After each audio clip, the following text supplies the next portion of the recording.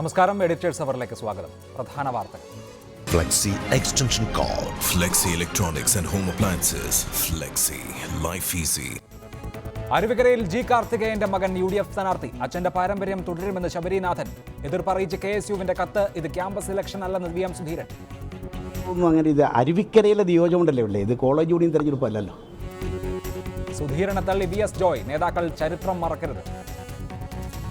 Vigilance ADGP Jacob തോമസിനെ അടക്കം മാറ്റി പോലീസ് തലപ്പത്ത് വൻ അഴിച്ചുപണി. ജേക്കബ് തോമസിനെ ഫയർ ആൻഡ് റെസ്ക്യൂ DGP ആക്കി. N ശങ്കർ പുതിയ വിജിലൻസ് തലവൻ.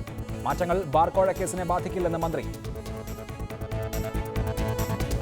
തീവണ്ടിയിലെ ഉയർന്ന ക്ലാസുകളിൽ യാത്രാ നിരക്ക് കൂട്ടി, ചരക്ക് കൂലിയും കൂട്ടും. വർധന ജൂൺ 1 മുതൽ. സൈന്യത്തിൽ ഒരു റാങ്ക് ഒരു പെൻഷൻ പദ്ധതി നടപ്പാക്കാൻ സർക്കാർ പ്രതിജ്ഞാബദ്ധമെന്ന് പ്രധാനമന്ത്രി.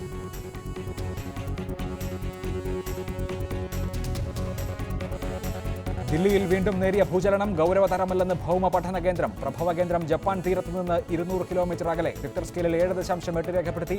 സുനാമി മുന്നറിയിപ്പില്ല. കോപ്പ ഡെൽറേ ഫൈനലിൽ ഇന്ന് ബാഴ്സലോണ ബിൽബാവ പോരാട്ടം. FA കപ്പിലും ഇന്ന് കലാശ പോരാട്ടം. ആഴ്സണലിന് ആസ്റ്റൺ വില്ല എതിരാളി. ജി കാർത്തികേയന്റെ ഇളയ മകൻ KS ശബരിനാഥൻ അരുവിക്കരയിലെ UDF സ്ഥാനാർത്ഥിയാകും. കാർത്തികേയന്റെ ഭാര്യ MT സുലേഖ സ്ഥാനാർത്ഥിയാകാൻ മാനസികമായി തയ്യാറല്ല എന്നറിയിച്ചതോടെയാണ് ശബരിനാഥനെ സ്ഥാനാർത്ഥിയാക്കാൻ പാർട്ടി നേതൃത്വം തീരുമാനിച്ചത്. അരുവിക്കരയിൽ വിജയിക്കാവുന്ന സ്ഥാനാർത്ഥിയാണ് ശബരിനാഥനെന്ന് സ്ഥാനാർത്ഥിത്വം പ്രഖ്യാപിച്ചുകൊണ്ട് KPCC പ്രസിഡന്റ് VM സുധീരൻ പറഞ്ഞു. കോൺഗ്രസ് നേതൃത്വം കൊടുക്കുന്ന UDFിൻ്റെ സ്ഥാനാർത്ഥിയായി ശ്രീ KS ശബരിനാഥനെ പാർട്ടി നിയോഗിക്കുകയാണ്. MT സുലേഖയെ സ്ഥാനാർത്ഥിയാക്കാനുള്ള നീക്കം വിജയിക്കാതെ വന്നതോടെയാണ് ജി കാർത്തികേയന്റെ ഇളയ മകൻ KS ശബരിനാഥനെ സ്ഥാനാർത്ഥിയാക്കാൻ KPCC നേതൃത്വം തീരുമാനമെടുത്തത്. ഇപ്പോഴത്തെ മാനസികാവസ്ഥയിൽ സ്ഥാനാർത്ഥിയാകാൻ സുലേഖ വിസമ്മതം അറിയിച്ചതായി VM സുധീരൻ സ്ഥിരീകരിച്ചു. സുലേഖ തന്നെയാണ് ശബരിനാഥന്റെ പേര് നിർദ്ദേശിച്ചത്. ഡോക്ടർ സുലേഖ നിൽക്കണമെന്ന അഭിപ്രായം നേരത്തെ തന്നെ ഉണ്ടായിരുന്നു. അതനുസരിച്ച് ശ്രീ ഉമ്മൻചാണ്ടിയും രമേശ് ചെന്നിത്തലയും ഞാനും അവരെ നേരത്തെ കണ്ടിരുന്നു. ഒരു തെരഞ്ഞെടുപ്പിലേക്ക് വരുന്നതിന് ഉള്ള ഒരു സാഹചര്യത്തിലല്ല അവർ എന്നുള്ള സൂചനകളാണ് ഞങ്ങൾക്ക് ലഭിച്ചത്. അതുകൊണ്ടാണ് അവരുടെ കൂടെ അഭിപ്രായം കണക്കിലെടുത്തുകൊണ്ട് ശ്രീ ശബരിനാഥനെ സ്ഥാനാർത്ഥിയായി നിശ്ചയിച്ചിട്ടുള്ളത്. ശബരിനാഥന്റെ KSU പാരമ്പര്യവും VM സുധീരൻ ഉയർത്തിക്കാട്ടി. അരുവിക്കരയിൽ വിജയിക്കാനാകാവുന്ന സ്ഥാനാർത്ഥി തന്നെയാണ് ശബരിനാഥനെന്നും VM സുധീരൻ പ്രതികരിച്ചു. കാർത്തികേയൻ്റെ ചിന്തയുമായി എല്ലാ അർത്ഥത്തിലും യോജിച്ച് പ്രവർത്തിക്കുന്ന അല്ലെങ്കിൽ യോജിച്ചിട്ടുള്ള ഒരു നല്ല ചെറുപ്പക്കാരനെ പാർട്ടി അവതരിപ്പിക്കുകയാണ്. അത് വിപുലമായ സ്വീകാര്യത അതിന് കിട്ടുമെന്ന കാര്യത്തിൽ യാതൊരു സംശയമില്ല. ഇന്നലെ രാത്രി തന്നെ സുലേഖയെ സ്ഥാനാർത്ഥിയാക്കാനുള്ള നേതാക്കളുടെ ശ്രമം പരാജയപ്പെട്ടിരുന്നു. ഇന്ന് രാവിലെ നടന്ന തിരുവനന്തപുരം DCC യോഗത്തിൽ VM സുധീരൻ ശബരിനാഥന്റെ സ്ഥാനാർത്ഥിത്വം അവതരിപ്പിക്കുകയായിരുന്നു. ഹൈക്കമാൻഡിന്റെ പിന്തുണ കൂടി നേടി 12 മണിയോടെ പ്രഖ്യാപിക്കുകയും ചെയ്തു. വളരെ നല്ല തീരുമാനമാണ്. ശ്രീ ജി കാർത്തികേയന്റെ മകൻ ശബരിനാഥന് നല്ല വിജയമുണ്ടാകും. ഇന്നലെ വരെ സജീവ പരിഗണനയിലുണ്ടായിരുന്ന MT സുലേഖയ്ക്ക് പകരം KS ശബരിനാഥനെ സ്ഥാനാർത്ഥിയാക്കിയതിലൂടെ തെരഞ്ഞെടുപ്പിൽ ആദ്യഘട്ടം പാർട്ടിക്ക് കടുത്ത വെല്ലുവിളി തന്നെ ഉണ്ടാകുമെന്ന കാര്യത്തിൽ യാതൊരു സംശയവുമില്ല. എന്നാൽ യുവ സ്ഥാനാർത്ഥിയെ അവതരിപ്പിച്ചതിലൂടെ അവസാന ലാപ്പിൽ ഓടിക്കയറി വിജയം തങ്ങൾക്കൊപ്പമാക്കാമെന്ന് UDF നേതൃത്വം കരുതുന്നു. ക്യാമറമാൻ അരുൺ പാലോടിനൊപ്പം G ശ്രീജിത്ത്, റിപ്പോർട്ടർ, തിരുവനന്തപുരം. വിഷയത്തിൽ യൂത്ത് കോൺഗ്രസ് സംസ്ഥാന president Dean Kuriakose, Rajmohan Unnithan, A Sampath MP, K Rajan, AYF, A Sajeevan, advocate Jayashankar എന്നിവർ. ആദ്യം ശ്രീ ഡീൻ കുര്യാക്കോസ്, ഈ സ്ഥാനാർത്ഥി നിർണയത്തിൽ കടുത്ത അമർഷമുണ്ട് കോൺഗ്രസിലെ പലർക്കും. പക്ഷേ വളരെ നിർണായകമായ, സർക്കാരിനെ സംബന്ധിച്ച് വിധി നിർണായകമായ തെരഞ്ഞെടുപ്പിനെ നേരിടുന്ന ഘട്ടമായതുകൊണ്ട് അത് പുറത്തു പറയാതിരിക്കുന്നു എന്നുള്ളതല്ലേ യാഥാർത്ഥ്യം? KPCC പ്രസിഡന്റ് പല്ലി വാല് മുറിക്കുന്നത് പോലെ ചരിത്രം മുറിച്ചു കളയരുത് എന്ന് പറയാൻ KSUവേ ഇവിടെ ഉണ്ടായിട്ടുള്ളൂ. രാജാവ് നഗ്നനാണ് എന്ന് വിളിച്ചു പറഞ്ഞ കുട്ടിയുടെ റോളിൽ ഒരു VS ജോയ് മാത്രമേ ഉള്ളൂ എന്നുള്ളതല്ലേ സത്യം?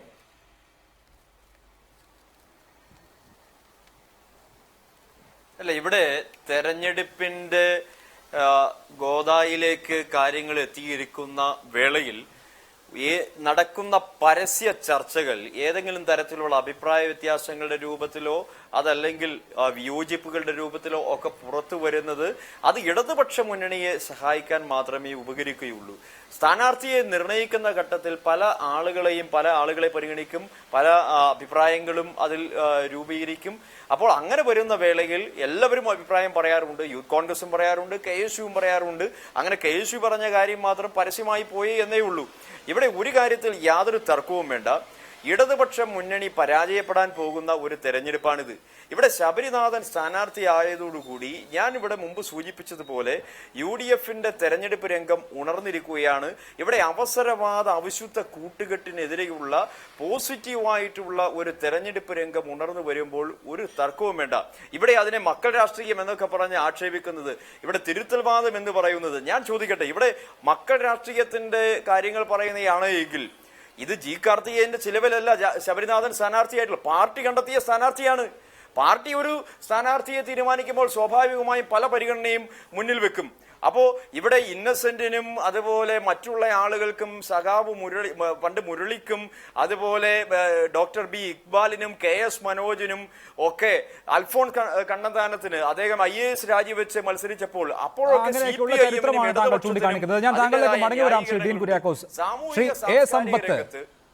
ഒരുപാട് തവണ കണ്ട മുഖങ്ങൾക്ക് പകരം ഒരു ചെറുപ്പക്കാരൻ, ഒരു പുതിയ മുഖം യുവത്വത്തിന്റെ എല്ലാ ഊർജ്ജസ്വലതയോടും കൂടി അരുവിക്കരയിലേക്ക് വരികയാണ്, ഒരു പോസിറ്റീവ് എനർജി പ്രസരിപ്പിച്ചുകൊണ്ട്.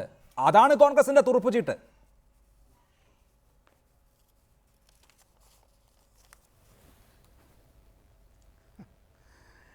ഈ കോൺഗ്രസിൻ്റെ സ്ഥാനാർത്ഥിയെ തീരുമാനിക്കുന്നത് കോൺഗ്രസിൻ്റെ സംഘടനാ രീതി അനുസരിച്ച് എത്രമാത്രം ശരിയാണ്, അതിലുള്ള പിശകുകൾ എന്താണ് എന്നൊക്കെ ഉള്ളത് കോൺഗ്രസിൻ്റെ പ്രവർത്തകർ വിലയിരുത്തട്ടെ. അല്ലാതെ CPIMൻ്റെ പ്രവർത്തകനായിട്ടുള്ള LDFൻ്റെ ഒരു ജനപ്രതിനിധിയായി തിരഞ്ഞെടുക്കപ്പെട്ട ഒരു പാർലമെന്റ് അംഗമായിട്ടുള്ള ഞാൻ അത്തരം കാര്യത്തെക്കുറിച്ചൊന്നും പറയാൻ ഞാൻ ആളെ അല്ല. അതുകൊണ്ട് തന്നെ അങ്ങനെ കോൺഗ്രസിൻ്റെ ആഭ്യന്തരമായിട്ടുള്ള എന്തെങ്കിലും വിഷയങ്ങളെ സംബന്ധിച്ച് ആധികാരികമായ അഭിപ്രായം പറയാൻ എന്നെ ആരും ചുമതലപ്പെടുത്തിയിട്ടുമില്ല. ഇത്തരം കാര്യങ്ങളിൽ ഇപ്പോൾ ഉണ്ടായിട്ടുള്ള തർക്കങ്ങളും വിവാദങ്ങളും എല്ലാം ഉടലെടുത്തത് എവിടെ നിന്നാണ്? LDFിൽ നിന്നാണോ? അല്ലല്ലോ. ഈ ചർച്ചകൾക്ക് ആധാരമായിട്ടുള്ള നിദാനമായിട്ടുള്ള എന്തെങ്കിലും വിഷയങ്ങൾ ഇപ്പോൾ ഇത്തരത്തിൽ നമ്മൾ ഈ ടെലിവിഷൻ ചർച്ചയിൽ എല്ലാം ഇങ്ങനെ പങ്കെടുത്തുകൊണ്ട്, അപ്പുറത്ത് ഡീനും ഞാനും ഇപ്പോൾ മറ്റൊരു ടെലിവിഷൻ ചാനൽ ചർച്ചയിൽ പങ്കെടുത്തിട്ടാണ് ഇപ്പോൾ രണ്ട് ഭാഗത്തിരുന്ന് വീണ്ടും ഞങ്ങൾ ചർച്ച ചെയ്യുന്നത്. ഏതെങ്കിലും ടെലിവിഷൻ ചാനലുകളോ അതല്ല നാളെ പുറത്തിറങ്ങാൻ പോകുന്ന പത്രങ്ങൾ ആരെങ്കിലും ആണോ ഇത്തരത്തിൽ എന്തെങ്കിലും ഒരു തർക്കത്തിന് വഴിമരുന്നിട്ടിട്ടുള്ളത്? ഇവിടെ വാസ്തവത്തിൽ ഇത് ഉണ്ടായിട്ടുള്ളത് കോൺഗ്രസിനകത്ത് നിന്ന് തന്നെയാണ്. ഒരർത്ഥത്തിൽ ഇന്ദിരാഭവനിൽ നിന്ന് തന്നെയാണ്, ചിലപ്പോൾ DCC ഓഫീസിൽ നിന്ന് തന്നെയാണ് ഇത്തരം കാര്യങ്ങൾ ഉണ്ടായിട്ടുള്ളത്. അല്ലാതെ മറ്റാരുമല്ല ഇത്തരം കാര്യങ്ങൾക്ക് കാരണമായിട്ടുള്ളത്. തെരഞ്ഞെടുപ്പാണ്. തെരഞ്ഞെടുപ്പിൽ രാഷ്ട്രീയ കാര്യങ്ങൾ ചർച്ച ചെയ്യും. സ്ഥാനാർത്ഥികളെ സംബന്ധിച്ച് ആളുകൾ അത്തരം കാര്യങ്ങൾ കൂടുതൽ അറിയാനേ ആഗ്രഹിക്കും. ഒരു സ്ഥാനാർത്ഥിയെ സംബന്ധിച്ചും സ്ഥാനാർത്ഥിയുടെ രാഷ്ട്രീയ പാർട്ടിയെ സംബന്ധിച്ചും മുന്നണിയെ സംബന്ധിച്ചും അവരുടെ രാഷ്ട്രീയ മുദ്രാവാക്യങ്ങളെ സംബന്ധിച്ചും അവർ നേരിടുന്നതായിട്ടുള്ള മറുഭാഗത്ത് നിൽക്കുന്നവരെ സംബന്ധിച്ചും ഏറ്റവും കൂടുതൽ ആളുകൾ ചർച്ച ചെയ്യുന്നതും മാധ്യമങ്ങൾ തേടുന്നതും എപ്പോഴാണ്? ഒരു തെരഞ്ഞെടുപ്പ് വേളയിൽ തന്നെയാണല്ലോ കാര്യങ്ങൾ. ഇവിടെ ഇടതുപക്ഷ ജനാധിപത്യ മുന്നണിയുടെ സ്ഥാനാർത്ഥി സഖാവ് M വിജയകുമാറാണ്. CPIMന് ആ സീറ്റ് നൽകപ്പെട്ടതോടുകൂടി അവിടെ ആ തെരഞ്ഞെടുപ്പ് പ്രക്രിയയുമായി ബന്ധപ്പെട്ട് ഇടതുപക്ഷ ജനാധിപത്യ മുന്നണിയുടെ പ്രവർത്തകർ എണ്ണയിട്ട യന്ത്രം പോലെ അത് ചലിക്കാൻ തുടങ്ങിയിട്ട് എത്രയോ ദിവസങ്ങളും ആഴ്ചകളുമായി കഴിഞ്ഞിട്ടുണ്ട്. അവിടെ തെരഞ്ഞെടുപ്പിന്റെ വേഗതയിലാണ്. തെരഞ്ഞെടുപ്പിൽ സ്ഥാനാർത്ഥി വളരെ പ്രധാനപ്പെട്ടതാണ്. ഉപതെരഞ്ഞെടുപ്പാകുമ്പോൾ പ്രത്യേകിച്ചും ഇവിടെ സംസ്ഥാനത്തിന്റെ മുഴുവൻ ശ്രദ്ധയും അരുവിക്കരയിലേക്ക് കേന്ദ്രീകരിക്കുമ്പോൾ ഒരു പുതിയ സ്ഥാനാർത്ഥിയാണ് കോൺഗ്രസിനെ സംബന്ധിച്ച്. സുലേഖ ടീച്ചർ മത്സരിക്കാൻ വിസമ്മതിച്ച സാഹചര്യത്തിൽ ഇപ്പോഴത്തെ രാഷ്ട്രീയ അവസ്ഥയിൽ കോൺഗ്രസിനെ സംബന്ധിച്ച് നിർത്താൻ പറ്റുന്ന ഏറ്റവും നല്ല സ്ഥാനാർത്ഥിയല്ലേ ശബരിനാഥൻ? അല്ല, അത് കോൺഗ്രസ്സുകാർ വിലയിരുത്തി തീരുമാനിക്കേണ്ട കാര്യമാണ്. അവരുടെ കണക്കൂട്ടലിനെ കുറിച്ച് നമ്മൾ പറയുന്നത് ശരിയല്ല. പക്ഷേ ഇതിൽ ഒരു കാര്യം ആലോചിക്കണം. ഈ ശബരിനാഥ് എന്ന് പറഞ്ഞ ചെറുപ്പക്കാരൻ KSUവിലോ പോട്ടെ ബാലജന സഖ്യത്തിലെങ്കിലുമോ പ്രവർത്തിച്ചിട്ടുള്ള ആളാണോ? നമ്മുടെ അറിവിൽ അദ്ദേഹം ഒരു ഭാരവാഹിയായിരുന്നില്ല. അദ്ദേഹം ഒരു സമയത്തും KSUവിൻ്റെയോ യൂത്ത് കോൺഗ്രസിൻ്റെയോ മുന്നണി പോരാളിയായിരുന്നില്ല. ഇവിടെ ഓർമ്മിക്കേണ്ട ഒരു കാര്യമുണ്ട്. ശ്രീ K മുരളീധരനെ സ്ഥാനാർത്ഥിയാക്കിയ സമയത്ത് എന്തൊക്കെ ആക്ഷേപങ്ങളാണ് കോൺഗ്രസ്സുകാർ അന്ന് പറഞ്ഞത്? മക്കളുടെ രാഷ്ട്രീയത്തോട് എന്തൊരു എതിർപ്പായിരുന്നു ഓരോരുത്തർക്ക്. ഇപ്പോൾ കാർത്തികേയൻ പരലോകത്തിരുന്ന് ഇത് കാണുന്നുണ്ടാവും. അദ്ദേഹം അടക്കമുള്ള ആളുകൾ മുരളീധരനെ കണ്ടമാനം പ്രോത്സാഹിപ്പിക്കുന്നതിൽ പ്രതിഷേധിച്ച് പാർട്ടി വിട്ടു പോയവരാണ്. VM സുധീരനാണെങ്കിൽ മക്കളുടെ രാഷ്ട്രീയത്തോടും കുടുംബ രാഷ്ട്രീയത്തോടും വലിയ എതിർപ്പുള്ള ആളാണ്. കുടുംബാധിപത്യത്തിനെതിരെ അദ്ദേഹം നടത്തിയ പ്രസംഗങ്ങൾ CPM നേതാക്കളൊക്കെ കേട്ടെന്ന് കാണിച്ചു പോകും. അത്ര വലിയ പ്രസംഗകനായിരുന്നു. ഇപ്പോൾ ആ സുധീരനെ കൊണ്ട് കാർത്തികേയൻ്റെ പേര് പ്രഖ്യാപിക്കുന്നത് കേൾക്കുമ്പോൾ കാർത്തികേയൻ്റെ മകൻ്റെ പേര് പ്രഖ്യാപിക്കുന്നത് കേൾക്കുമ്പോൾ ലീഡർ പരലോകത്തിരുന്ന് കണ്ണിറുക്കിച്ചിരിക്കുന്നുണ്ടാവും എന്നാണ് എനിക്ക് തോന്നുന്നത്. അപ്പോൾ പിന്നെ കെ എസ് യുക്കാർ പ്രതിഷേധിച്ചാൽ കാര്യമൊന്നുമില്ല. അടുത്ത ജന്മത്തിലെങ്കിലും വി എസ് ജോയി ഏതെങ്കിലും പ്രധാനപ്പെട്ട നേതാവിൻ്റെ മകനായിട്ട് ജനിക്കാൻ വേണ്ടി ദൈവത്തോട് പ്രാർത്ഥിക്കണം. അല്ലാതെ കെ എസ് യുവിൻ്റെ പ്രസിഡൻ്റാണ് എന്ന് പറഞ്ഞ് നടന്നിട്ട് ഒരു കാര്യവുമില്ല. ഡീൻ കുര്യാക്കോസിൻ്റെ സ്ഥിതി വ്യത്യസ്തമൊന്നുമല്ല. ഞാൻ അദ്ദേഹത്തെ ആക്ഷേപിക്കാൻ വേണ്ടി പറയല്ല. കോൺഗ്രസ്സിൽ ഏത് കാലത്തും ഇങ്ങനെയല്ലേ? രാഹുൽ ഗാന്ധിയെക്കാളും മിടുക്കന്മാരായി എന്തുമാത്രം നേതാക്കൾ ഈ പാർട്ടിയിലുണ്ട്. യോഗ്യത എന്താ?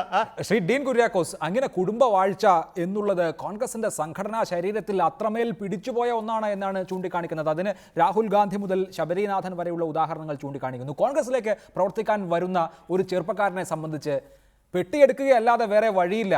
മെറിറ്റിന് ഈ പാർട്ടിയിൽ ഒരു കാര്യവുമില്ല, എത്രമാത്രം ജോലി ചെയ്താലും ഒരു കാര്യവുമില്ല എന്ന അങ്ങേയറ്റത്തെ നിരാശയുടെ പടുകുഴിയിലേക്ക് പോകേണ്ടി വരില്ലേ?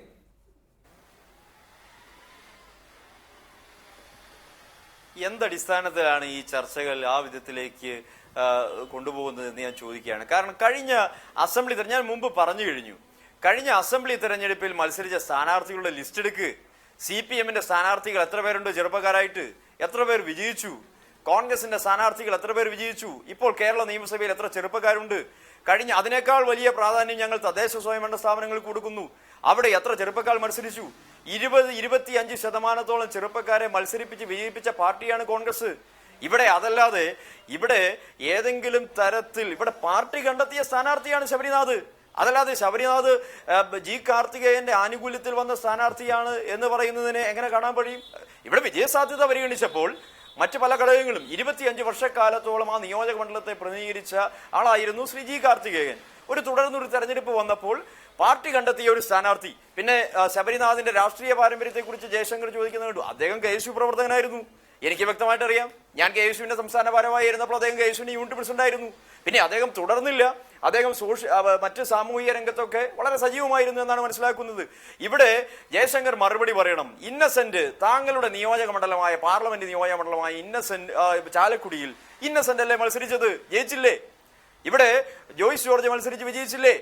ഇവിടെ എത്ര ആളുകൾ മത്സരിച്ച് വിജയിച്ചു? ഇവിടെ അൽഫോൺസ് കണ്ണന്താനത്തെ IAS രാജിവെപ്പിച്ച് സജീവൻ ഇപ്പോൾ തിരുവനന്തപുരത്തെ ഏതെങ്കിലും ഒരു കോൺഗ്രസ് നേതാവാണ് സ്ഥാനാർത്ഥിയെങ്കിൽ ഈ തെരഞ്ഞെടുപ്പിൽ UDF മുന്നണിയെ സംബന്ധിച്ച് രാഷ്ട്രീയ വിഷയങ്ങൾക്ക് മറുപടി പറഞ്ഞ് മടുക്കുകയേ ഉള്ളൂ. ഈ സർക്കാരുമായി ബന്ധപ്പെട്ട അത്രയധികം ആരോപണങ്ങളുണ്ട്, മറ്റാരോപണങ്ങളുണ്ട്.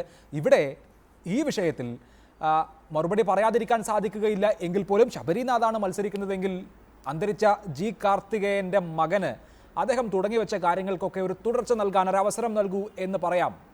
GK-യോട് നിങ്ങൾ കാണിച്ച സ്നേഹം മകനോടും കാണിക്കൂ എന്ന് പറയാം.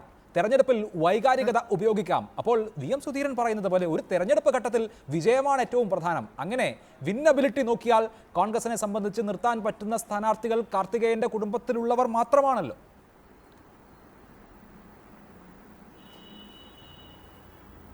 തീർച്ചയായിട്ടും ശരിയാണ്. ശബരിനാഥിനെ സ്ഥാനാർത്ഥിയാക്കിയതിന് മറ്റൊരു ന്യായീകരണവുമില്ല. സഹതാപ തരംഗം തന്നെയാണ്. ആ സഹതാപ തരംഗം അതിശക്തമായിട്ട് കിട്ടുമായിരുന്ന ഒന്ന് സുലേഖ ടീച്ചറെ ആക്കുന്നതായിരുന്നു. സുലേഖ ടീച്ചറെ സ്ഥാനാർത്ഥിയാക്കാൻ അവസാന ഘട്ടം വരെ KPCC പ്രസിഡന്റും മുഖ്യമന്ത്രിയും ചെന്നിത്തലയും എല്ലാം പരിശ്രമിച്ചു നോക്കി, കഴിഞ്ഞില്ല. അത് കഴിയാതെ വന്നപ്പോൾ സുലേഖ ടീച്ചർ തന്നെ നിർദ്ദേശിച്ചുകൊണ്ടാണ് ശബരിനാഥൻ്റെ പേര് പറഞ്ഞത്. അപ്പോഴും സഹതാപ തരംഗം എന്ന ഒന്നല്ലാതെ മറ്റെന്തെങ്കിലും യോഗ്യത വെച്ചുകൊണ്ടല്ല ശബരിനാഥനെ സ്ഥാനാർത്ഥിയാക്കുന്നത്. നേരത്തെ ഡീൻ പറഞ്ഞതുപോലെ ശബരിനാഥൻ വളരെയധികം അക്കാദമിക് ക്വാളിഫിക്കേഷനുള്ള ആളായതുകൊണ്ടാണ് വെച്ചതെന്നൊക്കെ പറഞ്ഞു. അങ്ങനെയുള്ള ന്യായീകരണങ്ങളൊക്കെ സത്യത്തിൽ പറയാൻ പറഞ്ഞുകൊണ്ട് കാര്യമില്ല. ഡീൻ നേതൃത്വം കൊടുക്കുന്ന യൂത്ത് കോൺഗ്രസിൻ്റെ സംസ്ഥാന സമ്മേളനത്തിൽ ഇവിടെ നേരത്തെ രാജനെ ചൂണ്ടിക്കാണിക്കുകയും ചെയ്തു. ആ പ്രമേയം എന്തായിരുന്നു? അവിടെ അക്കാദമിക് ക്വാളിഫിക്കേഷൻ, ശരിക്കും ഒരു സ്ഥാനാർത്ഥിയുടെ അക്കാദമിക് ക്വാളിഫിക്കേഷനാണോ സംഘടനയിലും പാർട്ടിയിലും ഒക്കെ പ്രവർത്തിച്ച ക്വാളിഫിക്കേഷനാണോ പ്രധാനപ്പെട്ടതെന്നുള്ള കാര്യമുണ്ട്. അപ്പോൾ നമുക്ക് അത് പറയാതെ ശരിക്കും പറയേണ്ട ഒരു കാര്യം തുറന്നു പറയാവുന്ന, ഇപ്പോൾ മറ്റ് വിഷയങ്ങളൊന്നും ഇതിൽ വരില്ല. ഈ സരിത കേസോ അല്ലെങ്കിൽ ഈ ബാർക്കോഴ കേസോ ഇങ്ങനെയുള്ള ഒരു കാര്യങ്ങളും ഇവിടെ വരില്ല. പകരമായിട്ട് ഇവിടെ ചർച്ച ചെയ്യപ്പെടാൻ പോകുന്നത് കുറച്ചു കാലം ഈ ശബരിനാഥനെ സ്ഥാനാർത്ഥിയാക്കിയ പ്രശ്നം ഉന്നയിക്കും. അത് കഴിഞ്ഞിട്ട് അതുപോലെ എനിക്ക് തോന്നുന്നത് സമ്പത്ത് ഉൾപ്പെടെയുള്ള ആളുകൾ അവർ ആ സ്ഥാനാർത്ഥിത്വ പ്രശ്നം വ്യക്തമായിട്ട് മാറിക്കളയുകയാണ്. അവരിത് ഉന്നയിക്കാൻ തൽക്കാലം പോകുന്നില്ല. അതൊരു ചർച്ചാ വിഷയമാക്കാതെ LDF-നെ സംബന്ധിച്ച് ഉന്നയിക്കാൻ നിരവധി വിഷയങ്ങളുണ്ട്. ഈ സർക്കാരിന്റെ 4 വർഷത്തെ വിലയിരുത്തൂ എന്ന് പറയാം. ഇപ്പോൾ ശബരിനാഥ് സ്ഥാനാർത്ഥിയായി വരുന്നതോടുകൂടി ഇത്തരം വിഷയങ്ങളൊക്കെ ഉന്നയിക്കാനുള്ള സ്കോപ്പ് കുറയുന്നതായി തോന്നുന്നുണ്ടോ?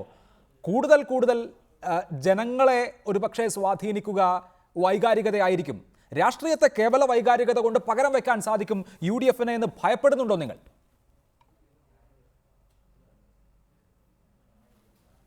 തീർച്ചയായിട്ടും ഇല്ല. ഞങ്ങളിവിടെ നേരത്തെ സമ്പത്ത് സൂചിപ്പിച്ചല്ലോ, എം വിജയകുമാറിന്റെ സ്ഥാനാർത്ഥി പ്രഖ്യാപനത്തോടെ ഇടതുപക്ഷ ജനാധിപത്യ മുന്നണി എണ്ണയിട്ട യന്ത്രം പോലെ ആ മണ്ഡലത്തിനകത്ത് പ്രവർത്തനത്തിന് നേതൃത്വം നൽകുകയാണ്. ഇവിടെ ഞാൻ നേരത്തെ സൂചിപ്പിച്ചൊരു പ്രധാനപ്പെട്ട പ്രശ്നമുണ്ട് അഭിലാഷേ. ഈ തെരഞ്ഞെടുപ്പിന്റെ ആദ്യഘട്ടത്തിൽ തന്നെ UDF പരാജയം സമ്മതിച്ചു എന്നുള്ളതാണ് പ്രശ്നം. കേരളത്തിൽ ജനങ്ങൾ ചർച്ച ചെയ്യുന്ന, ജനങ്ങളാൽ വെറുക്കപ്പെട്ട ഒരു ഗവൺമെന്റിന്റെ രാഷ്ട്രീയ സമരമായി ഇതിനെടുക്കുന്നതിന് പകരം കേവലം സഹതാപ തരംഗത്തിന്റെ പേരിൽ അവിടെ മത്സരിക്കാൻ കഴിയുമെന്ന് BM സുധീരനെ പോലെയുള്ള ഒരു ആദർശശാലിക്ക് പോലും പറയേണ്ടി വന്നു എന്ന ഗതികേട് ഇവിടെയുണ്ട്. നേരത്തെ ഇവിടെ സൂചിപ്പിക്കപ്പെട്ടല്ലോ, രമേശ് ചെന്നിത്തലയും G കാർത്തികേയനും ഷാനവാസും ഒക്കെ ഉയർത്തിക്കൊണ്ടുവന്ന തിരുത്തരവാദ പ്രസ്ഥാനത്തിന്റെ അടിസ്ഥാന ഘടകം എന്തായിരുന്നു? എനിക്ക് ശബരിനാഥനെ പോലൊരു ചെറുപ്പക്കാരനെ മത്സരിപ്പിക്കുന്നതിൽ ഒരു തർക്കവുമില്ല. ആരെ മത്സരിപ്പിക്കണം എന്ന് UDF-ന് തീരുമാനിക്കാം. അത് ആരാകണമെന്ന് തീരുമാനിക്കാനുള്ള സമ്പൂർണ്ണമായ അധികാരം UDF-നാണ്. പക്ഷെ എന്തുകൊണ്ട് ഈ തെരഞ്ഞെടുപ്പിൽ ഒരു രാഷ്ട്രീയ സമരത്തിന് UDF നേതൃത്വം നൽകില്ല? ഇത് ജനങ്ങളുടെ മുമ്പിൽ ഒരു പ്രശ്നമാണ്. രാജ്മോഹൻ ഉണ്ണിത്താൻ, ഈ തെരഞ്ഞെടുപ്പ് സ്ഥാനാർത്ഥിയുമായി ബന്ധപ്പെട്ട ചർച്ചകൾ തുടങ്ങിയപ്പോഴേ VM സുധീരൻ പറഞ്ഞിരുന്നു ഒരൊറ്റ പേര് മാത്രമേ പരിഗണനയിലുള്ളൂ എന്ന്. അത് തീർച്ചയായും സുലേഖ ടീച്ചറുടേതായിരുന്നു. സുലേഖ ടീച്ചർ സന്നദ്ധയല്ല എന്നറിയിച്ചപ്പോൾ അവിടെ ശബരിനാഥൻ വന്നു. അതിനപ്പുറത്തേക്കുള്ള ഒരു പേരിനെക്കുറിച്ച് ചിന്തിക്കാനേ സാധിക്കുന്നില്ല UDF-നെ സംബന്ധിച്ച്. അതെന്തുകൊണ്ടാണ്? ഈ തെരഞ്ഞെടുപ്പിൽ ഞങ്ങൾക്ക് പറയാൻ രാഷ്ട്രീയമൊന്നുമില്ല, ഞങ്ങളുടെ ഒരു പ്രധാനപ്പെട്ട നേതാവിനെ മുന്നിൽ നിർത്തി തെരഞ്ഞെടുപ്പിനെ നേരിടാൻ ഞങ്ങൾക്ക് സാധിക്കുകയില്ല. സഹതാപത്തിൽ മാത്രം ഊന്നിക്കൊണ്ടുള്ള തെരഞ്ഞെടുപ്പിനാണ് UDF ഒരുങ്ങുന്നത്.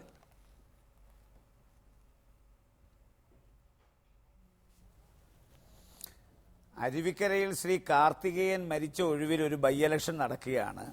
ആ ബൈ ഇലക്ഷനിൽ കോൺഗ്രസ് സ്ഥാനാർത്ഥിക്ക് അവിടെ ജയിക്കാൻ ആവശ്യമായ രാഷ്ട്രീയ തന്ത്രങ്ങൾ ഞങ്ങൾ ആവിഷ്കരിക്കും. അതിനെ ചോദ്യം ചെയ്യാൻ ഞങ്ങളുടെ രാഷ്ട്രീയ പ്രതിയോഗിക്ക് ഒരു അവകാശവുമില്ല.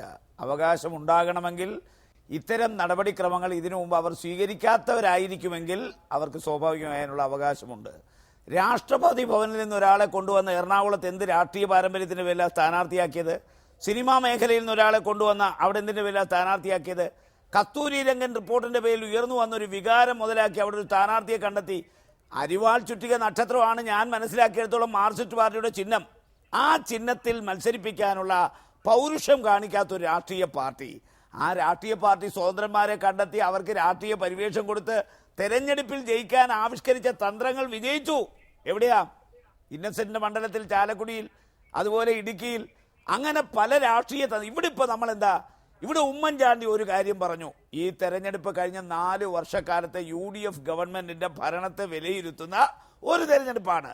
അതിനെക്കുറിച്ച് വേണം ചർച്ച ചെയ്യാൻ, അല്ലാതെ കാർത്തികേയന്റെ ഭാര്യയെക്കുറിച്ചോ കാർത്തികേയന്റെ മകനെക്കുറിച്ചോ അല്ല ചർച്ച. ഇവിടെ ഒരു കാര്യം പറയാം, കാർത്തികേയൻ സംശുദ്ധമായ രാഷ്ട്രീയ സംസ്കാരത്തിന്റെ ഒരു പ്രതീകമാണ്. അദ്ദേഹത്തിന്റെ മകനും അതിൽ നിന്ന് ഒരു ആക്ഷേപവും ആർക്കും പറയാൻ പറ്റില്ല. ഇവിടെ അദ്ദേഹത്തിന്റെ ഭാര്യ മത്സരിക്കണോ മകൻ മത്സരിക്കണോ എന്ന് തീരുമാനിക്കാനുള്ള അവകാശം കോൺഗ്രസ് പാർട്ടിക്കാണ്. തീർച്ചയായും കോൺഗ്രസ് പാർട്ടിക്കാണ്. അത് കോൺഗ്രസ് പാർട്ടി തീരുമാനിക്കേണ്ട കാര്യവുമാണ്. പല ഘടകങ്ങൾ വിലയിരുത്തിയായിരിക്കും ആ തീരുമാനത്തിൽ എത്തിയിട്ടുമുണ്ടാകുക. വ്യക്തമാണ് ശ്രീ രാജ്മോഹൻ ഉണ്ണിത്താൻ. ഞാൻ താങ്കളിലേക്ക് മടങ്ങി വരാം. ശ്രീ A സമ്പത്ത്, ഇടതു മുന്നണിക്ക് മുന്നോട്ട് വെക്കാൻ കഴിയുന്ന രാഷ്ട്രീയ വിഷയങ്ങൾ ശബരിനാഥൻ സ്ഥാനാർത്ഥിയായി വരുന്നത് കൊണ്ട് ദുർബലപ്പെടുമെന്ന് നിങ്ങൾ ആശങ്കപ്പെടുന്നുണ്ടോ?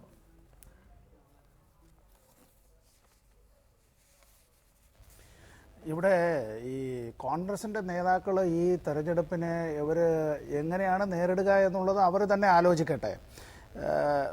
ഈ അരുവിക്കര നിയമസഭാ മണ്ഡലം ഉൾപ്പെടുന്നത് ഞാൻ പ്രതിനിധാനം ചെയ്യുന്ന ആറ്റിങ്ങൽ ലോക്സഭാ മണ്ഡലത്തിലാണല്ലോ. അതുകൊണ്ടാണല്ലോ എന്നെ താങ്കൾ ഈ ഒരു ചർച്ചയ്ക്കായി വിളിച്ചത് തന്നെ. ഈ മണ്ഡലത്തിൽ അരുവിക്കരയായി ആ പേരുമാറ്റം വന്നതിന് ശേഷം മുമ്പ് ഇത് ആര്യനാടായിരുന്നു. എപ്പോഴാണ് LDF-ന്റെ ഒരു പാർലമെന്റ് സ്ഥാനാർത്ഥി, ലോക്സഭാ സ്ഥാനാർത്ഥി ആ മണ്ഡലത്തിൽ ലീഡ് നേടിയിട്ടുള്ളത്? കോൺഗ്രസിന്റെ ഏതെങ്കിലും ഒരു നേതാവ് പറയട്ടെ. 1,00,000 വോട്ടുകൾക്ക് വർക്കല രാധാകൃഷ്ണൻ വിജയിക്കുമ്പോഴും ശ്രീ തലേക്കുന്നിൽ ബഷീറിനെ അതിനു മുമ്പ് 1996 11ാം ലോക്സഭ തെരഞ്ഞെടുപ്പിൽ ഞാൻ പരാജയപ്പെടുത്തുമ്പോഴും ആര്യനാട് മണ്ഡലത്തിൽ ഞങ്ങൾ ലീഡ് നേടിയിട്ടില്ല.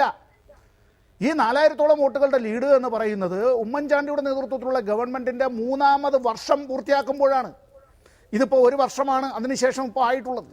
ചുരുക്കത്തിൽ ആ മണ്ഡലത്തിന് ഒരു ഘടനയിൽ വ്യത്യാസം വന്നില്ല. രാഷ്ട്രീയമായ ജനങ്ങളുടേതായിട്ടുള്ള അവരുടെ വിവേകത്തിലാണ് ഈ ഒരു വളർച്ചയും വർധനവും. അവർ രാഷ്ട്രീയമായി കൃത്യമായ പ്രബുദ്ധതയോടുകൂടി ഇവിടുത്തെ തെറ്റായ രാഷ്ട്രീയ നയസമീപനങ്ങൾക്കെതിരായി, ജനവിരുദ്ധ നയങ്ങൾക്കെതിരായി, അഴിമതിക്കെതിരായി അങ്ങനെ വിധിയെഴുതി എന്നുള്ളതാണ്. 10,000 വോട്ടുകൾക്ക് കഴിഞ്ഞ നിയമസഭാ തെരഞ്ഞെടുപ്പിൽ UDF വിജയിച്ചു എന്നുള്ളത്. ഞാൻ ഇനിയിപ്പോൾ സ്ഥാനാർത്ഥിയുടെ പേരുകളൊന്നും പറയുന്നില്ല. മരണപ്പെട്ടു പോയ ആളുകളെക്കുറിച്ച് എന്തെങ്കിലുമൊക്കെ പറഞ്ഞു പോയാൽ പിന്നെ അതിനിപ്പോൾ അതൊരു ചർച്ചാ വിഷയമാക്കണ്ട എന്നുള്ളത് കൊണ്ടാണ്. 10,000 വോട്ടുകൾക്ക് UDF വിജയിച്ചു എന്ന് പറയുമ്പോൾ അതിന് തൊട്ട് മുമ്പ് നടന്ന നിയമസഭാ തെരഞ്ഞെടുപ്പിൽ അതേ UDFിൻ്റെ തന്നെ സ്ഥാനാർത്ഥി അവിടെ ജയിച്ചത് അരിഷ്ടിച്ച് 2,000 വോട്ടുകൾക്കാണ്. ആ മണ്ഡലത്തിൽ തന്നെ അത്തരത്തിലുള്ള ഏറ്റക്കുറച്ചിലുകൾ ഉണ്ടായിട്ടുണ്ട്. ഇവിടെ ഇനിയിപ്പോൾ ഈ 2016 നിയമസഭയിലേക്ക് പൊതുതെരഞ്ഞെടുപ്പ് നടക്കുന്നു എങ്കിൽ ആ പൊതുതെരഞ്ഞെടുപ്പിൽ ഈ കഴിഞ്ഞ തെരഞ്ഞെടുപ്പിൽ വിജയിച്ച UDFിൻ്റെ സ്ഥാനാർത്ഥി തന്നെയാണ് കൈപ്പത്തി അടയാളത്തിൽ മത്സരിച്ചിരുന്നു എങ്കിൽ പോലും ചുറ്റിക്കാരുവാൾ നക്ഷത്രം അടയാളത്തിൽ മത്സരിക്കുന്ന സ്ഥാനാർത്ഥിയോട് പരാജയപ്പെടുമായിരുന്നു എന്നുള്ളതാണ് എൻ്റെ അഭിപ്രായം. ഈ തെരഞ്ഞെടുപ്പിൽ സഖം വിജയകുമാർ അവിടെ നല്ല അങ്ങനെ ആത്മവിശ്വാസം കൊള്ളാം താങ്കൾക്ക്. ദയവായി തുടരുക Shri A Sampath. Advocate Jaishankar, 4163 വോട്ടിന്റെ ലീഡ് ഈ അസംബ്ലി സെഗ്മെന്റിൽ എ സമ്പത്തിന് കഴിഞ്ഞ വർഷം പാർലമെന്റ് തെരഞ്ഞെടുപ്പ് നടന്നപ്പോൾ ഉണ്ടായിരുന്നു. 10,000-ലധികം വോട്ടുകൾക്ക് ജി കാർത്തികേയനെ 2011 തുണച്ച മണ്ഡലത്തിൽ അങ്ങനെ ഒരു മുൻതൂക്കം ഇടതുമുന്നണിയെ സംബന്ധിച്ചുണ്ടായത് ഈ തെരഞ്ഞെടുപ്പിലേക്ക് വരുമ്പോൾ അതേപടി ഉണ്ടാകണം എന്നുണ്ടോ? വിഷയങ്ങൾ ഇപ്പോൾ രാജ്മോഹൻ ഉണ്ണിത്താൻ പറയുന്നത് പോലെ ഈ സർക്കാരിനെ ചർച്ച ചെയ്യും, അത് വിലയിരുത്തട്ടെ എന്ന് അവർക്ക് ആത്മവിശ്വാസം കൊള്ളാം. അങ്ങനെ വരുമ്പോഴും ജി കാർത്തികേയൻ മരണപ്പെട്ടു, 20-ലധികം കൊല്ലമായി MLA ആയിരുന്ന ആൾ എന്നുള്ളതൊരു ഘടകമായി വരില്ലേ? അല്ല, ഇവിടെ സമ്പത്തിൻ്റെ വാദഗതിയോട് എനിക്ക് യോജിപ്പില്ല. കാരണം എന്ന് വെച്ചാൽ ഓരോ തെരഞ്ഞെടുപ്പിലും വോട്ടിങ്ങിൻ്റെ പാറ്റേൺ മാറും. പഞ്ചായത്ത് തെരഞ്ഞെടുപ്പിലെ പാറ്റേൺ അല്ല പാർലമെൻറ്റ് തെരഞ്ഞെടുപ്പിൽ, അതല്ല നിയമസഭാ തെരഞ്ഞെടുപ്പിൽ. നിയമസഭാ തെരഞ്ഞെടുപ്പിൽ വലിയ മേൽക്കൈ കിട്ടുന്ന മണ്ഡലങ്ങളിൽ, ലോക്സഭാ മണ്ഡലങ്ങളിൽ പുറകെ പോകും. ഞാനൊരു നല്ല ഉദാഹരണം പറയാം. നമ്മുടെ ഇവിടെ നിന്ന് അധികം ദൂരമല്ലോ പറവൂർ നിയോജകമുണ്ട്. പറവൂർ എറണാകുളം ജില്ലയിൽ ഏറ്റവും ഇടതുപക്ഷത്തിന് പ്രാമുഖ്യമുള്ള മണ്ഡലമാണ്. പറവൂരും തൃപ്പൂണിത്തുറയും. എല്ലാ പാർലമെൻറ്റ് തെരഞ്ഞെടുപ്പിലും പറവൂരും തൃപ്പൂണിത്തുറയും ഇടതുപക്ഷ മുന്നണിയാണ് ലീഡ് ചെയ്യുക. പക്ഷേ നിയമസഭാ തെരഞ്ഞെടുപ്പ് വരുമ്പോൾ അവിടെ ശക്തരായ UDF സ്ഥാനാർത്ഥികളുണ്ട്. ഒരു കെ ബാബു എന്ന് പറഞ്ഞ വ്യക്തിയാണ് മത്സരിക്കുന്നത്. കോൺഗ്രസിൻ്റെ കൈപ്പത്തി ചിഹ്നമുണ്ടെങ്കിലും ബാബു എന്ന് പറഞ്ഞ ആൾ ഇനി അടുത്ത തെരഞ്ഞെടുപ്പിൽ കിട്ടും നമുക്ക് പറയാൻ പറ്റില്ല. ഇപ്പോൾ ബാബുവിൻ്റെ പ്രതിച്ഛായ കാകം മോശം. ബാബു എന്ന് പറഞ്ഞ ആളാണ് മത്സരിക്കുന്നത്. VD സതീശൻ്റെ ഏറ്റവും നല്ല ഉദാഹരണമല്ലേ. എത്ര തെരഞ്ഞെടുപ്പിലാണ് ഇടതുമുന്നണിക്ക് ഏറ്റവും പ്രാമുഖ്യമുള്ള മണ്ഡലമാണ് പറവൂരിൽ എന്തുകൊണ്ട് സതീശൻ ചോദിച്ചാൽ സതീശനാണ് മത്സരിക്കുന്നത്. മാത്രമല്ല സതീശൻ മത്സരിക്കുമ്പോൾ ഒരു കാര്യം കൂടി ഞാൻ പറയാം. സതീശൻ്റെ എല്ലാ പോസ്റ്റിലും അഡ്വക്കേറ്റ് VD സതീശൻ വോട്ട് ചെയ്യുക എന്നല്ലാതെ, കൈപ്പത്തി അടയാളമോ അല്ലാതെ, മൻമോഹൻ സിംഗിൻ്റെയോ സോണിയാഗാന്ധിയുടെയോ അല്ലെങ്കിൽ ഉമ്മൻചാണ്ടിയുടെയോ കുഞ്ഞാലിക്കുട്ടിയുടെ ഒറ്റ പോസ്റ്റർ വോട്ട് ചെയ്യില്ല. അവിടെ കിട്ടുന്ന പോസ്റ്ററൊക്കെ കുട്ടികൾക്ക് പുസ്തകം പൊതിയാനായിട്ട് കൊടുക്കുക ചെയ്യുക. അല്ലാണ്ട് പറവൂർ ഒറ്റ മതിലിൽ അതേ വോട്ടിക്കില്ല. അവിടെ ഒരു നേതാവിനെയും പ്രസംഗിക്കാൻ സതീശൻ കൊണ്ടുവരികയില്ല. സതീശൻ്റെ കേമത്തം പറയല്ല. ആകെ ഒരാളെ കഴിഞ്ഞവിടെ പ്രസംഗത്തിന് വന്നായിരുന്നൊരു A ആന്റണി മാത്രം. അതുകൊണ്ടാണ് സതീശൻ ജയിക്കുന്നത്. ഈ കുഞ്ഞാലിക്കുട്ടിയൊക്കെ പടവോട്ട് ചോദിച്ചാൽ തോറ്റുപോയെന്ന്. ഇതൊക്കെ തന്ത്രമാണ്. ഓരോ തെരഞ്ഞെടുപ്പിലും ഇത് പാറ്റേൺ മാറും. അപ്പോൾ ഏത് തെരഞ്ഞെടുപ്പിൽ ഏത് തന്ത്രം വിജയിക്കും നമുക്ക് പറയാൻ പറ്റില്ല. അത് ഓരോ മണ്ഡലങ്ങളെ മനസ്സിലാക്കി ആ സ്ഥലത്ത് ഇടതുപക്ഷക്കാരനെ എത്ര വോട്ട് ഭിന്നിപ്പിക്കാൻ കഴിയും, വലതുപക്ഷക്കാരുടെ വോട്ട് എത്ര പിടിക്കാൻ കഴിയും, ഇതൊക്കെ പല ഘടകങ്ങളെ അനുസരിച്ചാണ്. ഇപ്പോൾ വിജയകുമാർ എന്ന് പറഞ്ഞാൽ അതിഗംഭീരമായ ഒരു സ്ഥാനാർത്ഥിയാണ്. ആർക്കും ഒരു ആക്ഷേപമില്ല. അദ്ദേഹം മന്ത്രിയായിരുന്ന ആളാണ്, സ്പീക്കറായിരുന്ന ആളാണ്, നല്ല ജനബന്ധമുള്ള ആളാണ്, മാർക്സിസ്റ്റുകാർക്ക് സഹജമായ മസിൽ പിടുത്തം ഒട്ടുമില്ലാത്ത ആളാണ്, വളരെ സുസ്മേരപതനായ ഒരു CPM നാട്ടുകാരനുമാണ്. അദ്ദേഹത്തിന് ഒരു മുഖവുരയുടെ ആവശ്യമില്ല. നല്ല ഒന്നാന്തര സ്ഥാനാർത്ഥിയാണ്. ശബരിനാഥൻ എന്ന് പറഞ്ഞ ഒരു പുതിയ താരത്തെ ഇറക്കിയിട്ട് UDF ഒരു ശ്രമം നടത്തുകയാണ്. മറ്റ് ഒരു കച്ചവടവും നടക്കില്ലെന്ന് മനസ്സിലായതുകൊണ്ടാണ് ഇത് കൊണ്ടുവന്നത്. അല്ലെങ്കിൽ കോൺഗ്രസ്സുകാരിൽ മത്സരിക്കാൻ ആളില്ലാത്തതുകൊണ്ടാണോ? എല്ലാ തരത്തിലും യോഗ്യന്മാരായ ഒരുപാട് ആളുകളുണ്ട്. നമ്മുടെ രാജ്മോഹൻ ഉണ്ണിത്താൻ അടക്കം ആരെ വേണമെങ്കിൽ പരീക്ഷിക്കാൻ പറ്റും. പീതാമരക്കുറുപ്പിനെ നിർത്താമായിരുന്നു, അല്ലെങ്കിൽ തമ്പാനൂർ രവിയെ നോക്കാമായിരുന്നു. എത്രയോ പേരുണ്ട് കോൺഗ്രസ്സുകാർ, എത്രയോ യോഗ്യന്മാരായിട്ടുള്ള ആളുകളുണ്ട്. പക്ഷേ ഉമ്മൻചാണ്ടിക്ക് അറിയാം അദ്ദേഹത്തിൻ്റെ ഭരണപരിഷ്കാരങ്ങൾ വെച്ചിട്ടോ അദ്ദേഹത്തിൻ്റെ ഭരണ നേട്ടങ്ങൾ പറഞ്ഞിട്ടോ ഒന്നും വോട്ട് പിടിച്ചാൽ അരുവിക്കരയിൽ നടക്കുകയില്ല. അപ്പോൾ മറ്റ് ചികിത്സകൾ ഫലിക്കാതെ വരുമ്പോൾ കാളൻ നെല്ലായി എന്ന് പറഞ്ഞ പോലെ KS ശബരിനാഥൻ ഞങ്ങൾ ഇറക്കുന്ന പുതിയ സ്ഥാനാർത്ഥി. തോറ്റാൽ ശബരിനാഥന് പോയി, കിട്ടിയാൽ ഉമ്മൻചാണ്ടിക്ക് കിട്ടി. ഇതാണ് താങ്കൾ അതിൽ ചൂണ്ടിക്കാണിക്കുന്നത്. ശ്രീ രാജ്മോഹൻ ഉണ്ണിത്താൻ, കഴിഞ്ഞ ലോക്സഭാ തെരഞ്ഞെടുപ്പ് നടന്നപ്പോൾ ഉമ്മൻചാണ്ടി ആവർത്തിച്ച് പറഞ്ഞ കാര്യം എൻ്റെ സർക്കാരിൻ്റെ വിലയിരുത്തലാകും ഈ തെരഞ്ഞെടുപ്പ് എന്നായിരുന്നു. ഈ ഉപതെരഞ്ഞെടുപ്പിനെ സംബന്ധിച്ച് എൻ്റെ സർക്കാരിൻ്റെ റഫറണ്ടമായിരിക്കും ഈ തെരഞ്ഞെടുപ്പ് എന്ന് ഉമ്മൻചാണ്ടി പറഞ്ഞിട്ടില്ല. ഈ സർക്കാരിൻ്റെ വിലയിരുത്തലായിരിക്കുമെന്ന് കോൺഗ്രസ് പാർട്ടിക്ക് ആത്മാർത്ഥമായി ഉറച്ചു പറയാനാകും.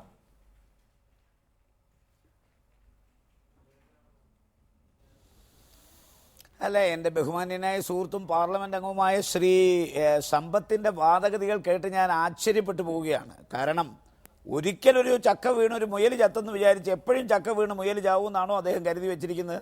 ഞാൻ ധരിച്ചു വെച്ചിരിക്കുന്നത് ഈ സമ്പത്ത് അവിടെ ജയിക്കാൻ കാരണം അദ്ദേഹം 5 വർഷക്കാലം MP ആയിരിക്കുമ്പോൾ അവിടുത്തെ ജനഹൃദയങ്ങളിൽ നിറഞ്ഞു നിന്ന ഒരു വ്യക്തിത്വമായിരുന്നു എന്നുള്ളതുകൊണ്ടാണ്.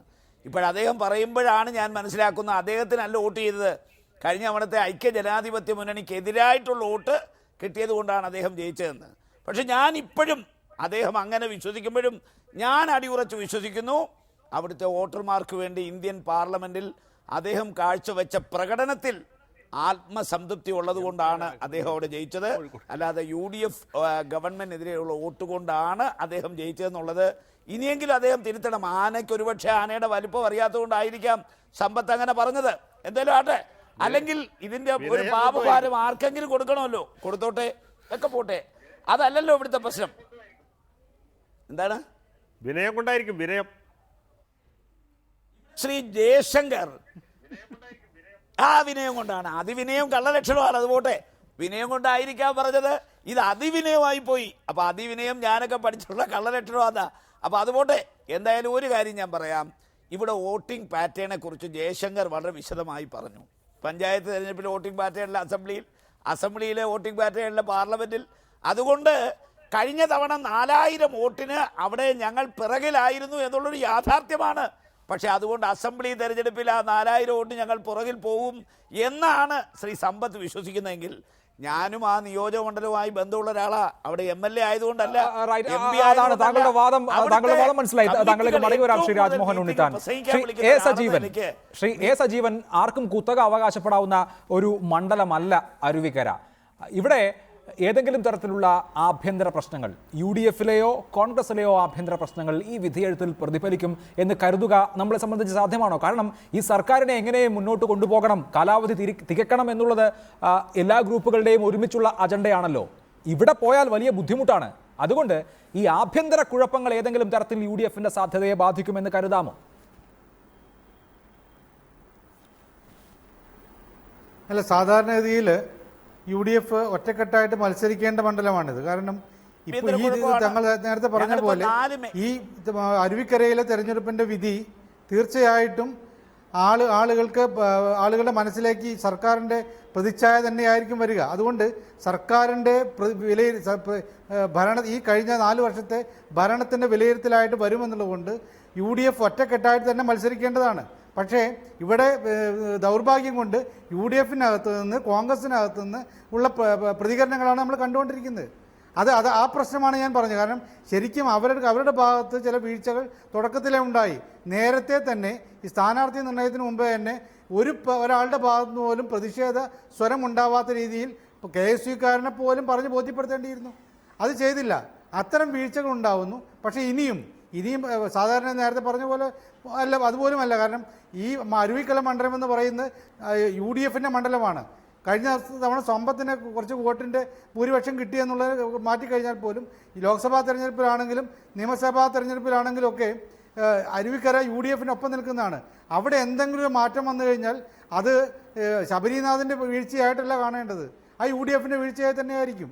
അതുകൊണ്ട് UDFിൻ്റെ നേതാക്കന്മാർ ഇപ്പോഴൊക്കെ ഈ മറ്റ് ന്യായീകരണങ്ങൾ പറയുന്നതിന് പകരം ഉണ്ടായിട്ടുള്ള ചില വീഴ്ചകളും പ്രശ്നങ്ങളും അത് രഹസ്യമായി പരിഹരിക്കുകയാണ് വേണ്ടത്. പരസ്യമായിട്ടുള്ള തരത്തിൽ KPCC പ്രസിഡന്റ് പോലും പ്രതികരിക്കുമ്പോൾ ഉണ്ടാകുന്ന പ്രശ്നങ്ങളുണ്ട്. താങ്കൾ സൂചിപ്പിച്ചതുപോലെ അരുവിക്കരയിലെ വോട്ടിംഗ് പാറ്റേൺ ഏതെങ്കിലും ഒരു പക്ഷത്തിന് അപ്രമാദിത്വമുള്ളതല്ല. ജി കാർത്തികേയൻ 2001 12,000 വോട്ടിന്റെ ഭൂരിപക്ഷത്തിന് ജയിക്കുമ്പോൾ അത് 2006 2198 കുറയുന്നുണ്ട്. പിന്നെയും 2011 ആകുമ്പോൾ അത് 10,000 വന്നു.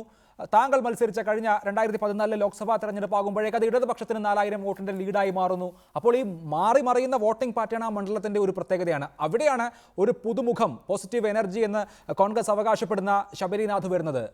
ഒരു സ്ഥാനാർത്ഥി വളരെ നിർണായകമാകുന്ന, പ്രാധാന്യമുള്ളതാകുന്ന ഒരു അസംബ്ലി സെഗ്മെന്റ് ആവുകയല്ലേ അരുവിക്കര?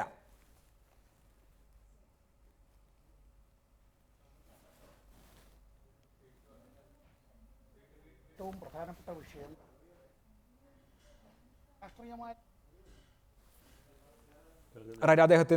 അദ്ദേഹത്തിന്റെ ശബ്ദം ഇങ്ങോട്ടേക്ക് എത്തുന്നില്ല, സാങ്കേതികമായ തകരാറുകൾ ഉണ്ട് എന്ന് മനസ്സിലാക്കുന്നു. ശ്രീ ഡീൻ കുര്യാക്കോസ്, ശബരിനാഥിനെ ഞങ്ങൾ എന്തുകൊണ്ട് മത്സരിപ്പിക്കുന്നു എന്ന് UDFിൻ്റെ നേതൃത്വം മുഴുവൻ ആളുകളെയും ബോധ്യപ്പെടുത്തേണ്ടതുണ്ടോ? നിങ്ങൾ നിങ്ങളുടെ യൂത്ത് കോൺഗ്രസിൻ്റെ പ്രവർത്തകരിലേക്ക് ചെല്ലുമ്പോൾ മുൻപ് അങ്ങനെ വലിയ രാഷ്ട്രീയ പാരമ്പര്യം ഒന്നും അവകാശപ്പെടാനില്ലാത്ത ഒരു ഉദ്യോഗസ്ഥനെ എന്തുകൊണ്ട് അവിടെ UDFന്റെ സ്ഥാനാർത്ഥിയായി മത്സരിപ്പിക്കുന്നു എന്ന് യൂത്ത് കോൺഗ്രസിൻ്റെ സാധാരണ പ്രവർത്തകർ താങ്കളോട് ചോദിക്കുകയില്ലേ? അവരോട് എന്ത് ഉത്തരം പറയും?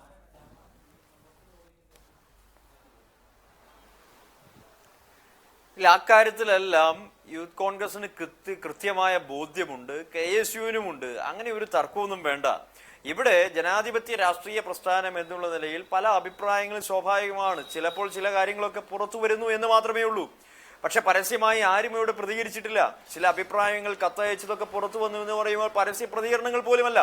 അതിനെ അതിൻ്റെതായ നിലയിൽ കാണാതെ അത് UDFന്റെയും കോൺഗ്രസിന്റെയും ന്യൂനതയാണ്, വലിയ വിവാദമാണ് എന്നൊക്കെ പറയുന്നത് ആസ്ഥാനത്താണ്. ഇവിടെ ഞാൻ ആദ്യം സൂചിപ്പിച്ച കാര്യത്തിൽ ഉറച്ചു നിൽക്കുകയാണ്. ഇവിടെ വിജയകുമാർ എന്ന് പറയുന്ന ഇടതുപക്ഷ സ്ഥാനാർത്ഥി ആഴ്ചകൾക്ക് മുമ്പ് തന്നെ ബാലകൃഷ്ണപിള്ള അരുവിക്കര നിയോജക മണ്ഡലത്തിൽ വിളിച്ചു ചേർത്ത ഒരു ക്യാമ്പിലേക്ക് കടന്നു കയറി അവിടെ ചെന്ന് കേരള രാഷ്ട്രീയത്തിന്റെ കാരണവരാണ് താങ്കൾ, താങ്കളുടെ കയ്യിലാണ് എന്റെ വിജയം ഇരിക്കുന്നത് എന്ന് പറഞ്ഞ അദ്ദേഹത്തിന്റെ അവദാനങ്ങൾ പാടി പുകഴ്ത്തുന്നത് കണ്ടത് മാധ്യമങ്ങളിലൂടെയാണ്. ജനം വിലയിരുത്തട്ടെ.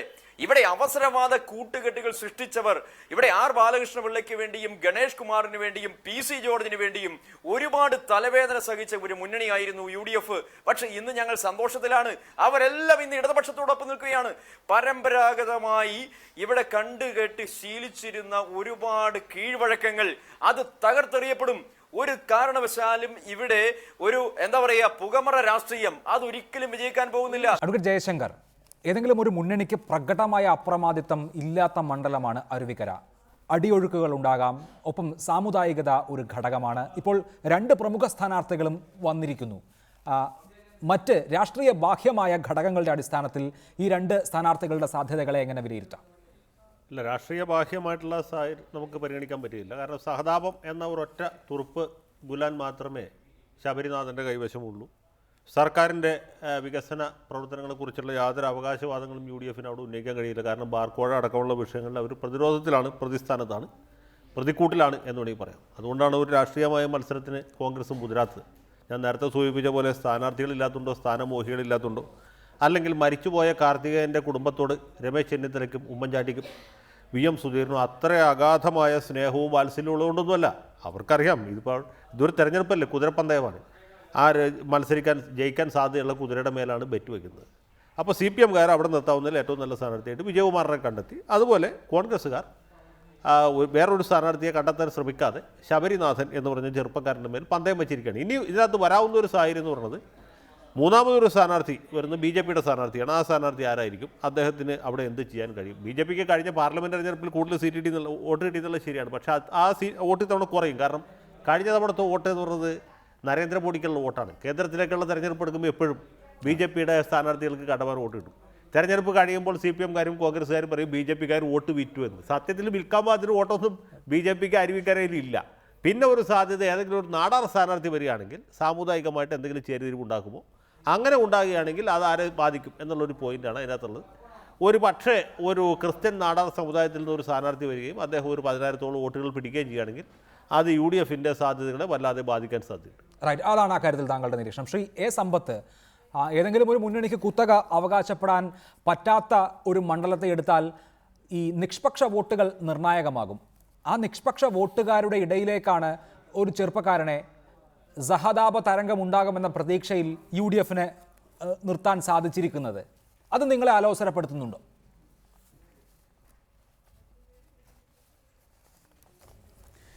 UDF ആരെ അവിടെ സ്ഥാനാർത്ഥിയാക്കി അവിടെ നിർത്തിയാലും ഞങ്ങൾ ഇതൊന്നും അലോസരപ്പെടുത്തുന്നില്ല. അതല്ല, ഇനി കോൺഗ്രസിൻ്റെ യൗവനത്തിൻ്റെ പ്രതീകമായി അവരുടെ ദേശീയ ഉപാധ്യക്ഷൻ ശ്രീ രാഹുൽ ഗാന്ധിയെ തന്നെ കൊണ്ടുവന്ന് അവിടെ സ്ഥാനാർത്ഥിയാക്കിയാലും സ്വാഗതം തന്നെ. തെരഞ്ഞെടുപ്പിൽ എന്തായാലും ഇടതുപക്ഷ ജനാധിപത്യ മുന്നണി നല്ല ഭൂരിപക്ഷത്തിൽ അവിടെ വിജയിക്കും. രാഷ്ട്രീയമായ വിഷയങ്ങളാണ് ജനങ്ങളിവിടെ ചർച്ച ചെയ്യുന്നത്. നമ്മുടെ സംസ്ഥാനത്തെ തെരഞ്ഞെടുപ്പുകളിൽ, പ്രത്യേകിച്ചും ഉപതെരഞ്ഞെടുപ്പുകളിൽ, അതും ഈ അരുവിക്കരയിലെ കാര്യത്തിൻ്റെത് എങ്ങനെയെല്ലാം തിരിച്ചും മറിച്ചുമെല്ലാം പറഞ്ഞിരുന്നാലും ഞാനൊരു കാര്യം പറയാം. 8 പഞ്ചായത്തുകളാണ് ആ നിയമസഭാ മണ്ഡലത്തിലുള്ളത്. 4 പഞ്ചായത്തുകൾ LDFൻ്റെ നിയന്ത്രണത്തിലാണ്, 4 പഞ്ചായത്തുകൾ UDFൻ്റെ നിയന്ത്രണത്തിലാണ്. ആ 4 പഞ്ചായത്തുകൾ UDFിൻ്റെ നിയന്ത്രണത്തിലാണ് എന്ന് പറയുമ്പോൾ തന്നെ കഴിഞ്ഞ പാർലമെൻറ്റ് തെരഞ്ഞെടുപ്പിൽ അതിലെ 2 പഞ്ചായത്തുകൾ കൂടി LDFിന് ലീഡ് കിട്ടിയതായിട്ടുള്ള പഞ്ചായത്തുകളാണെന്ന് മാത്രമല്ല, അതിനു മുമ്പുള്ള നിയമസഭാ തെരഞ്ഞെടുപ്പിൽ UDFിന് 2000-ഓളം വോട്ടുകളുടെ ലീഡ് കിട്ടിയ അരുവിക്കര ഗ്രാമപഞ്ചായത്ത്, എൻ്റെ ചങ്ങാതി ശ്രീ ഹക്കിം പ്രസിഡൻ്റായിരിക്കുന്ന അരുവിക്കര ഗ്രാമപഞ്ചായത്തിൽ നിന്ന് ചുറ്റിക്കാരുവാൾ നക്ഷത്രം അടയാളത്തിന് ലഭിച്ച ലീഡ് തന്നെ 2000-ഓളം വരികയാണ്. വിതുര ഗ്രാമപഞ്ചായത്ത് UDFിൻ്റെ പ്രതിനിധിയായിട്ടുള്ള ശ്രീ വിപിനാണ് അവിടെ പഞ്ചായത്ത് പ്രസിഡൻ്റായിരിക്കുന്നത്.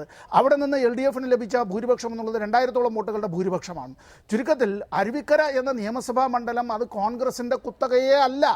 അതിന് ഒരുപാട് മാറ്റം വന്നു കഴിഞ്ഞിട്ടുണ്ട്, രാഷ്ട്രീയമായ ഒരുപാട് മാറ്റം വന്നു കഴിഞ്ഞിട്ടുണ്ട്. വോട്ടിംഗ് പാറ്റേണിൽ ഈ ഭൂരിപക്ഷത്തിൻ്റെ വ്യത്യാസം മാത്രമല്ല, കിട്ടിയ വോട്ടുകൾ കൂടി നിങ്ങൾ കാണുക. LDFിൻ്റെ വോട്ടിൻ്റെ വർധനവും UDFിൻ്റെ വോട്ടിലുണ്ടായിട്ടുള്ള ഇടിവും എന്നുള്ളത് കൂടി ഇവിടെ കാണുക.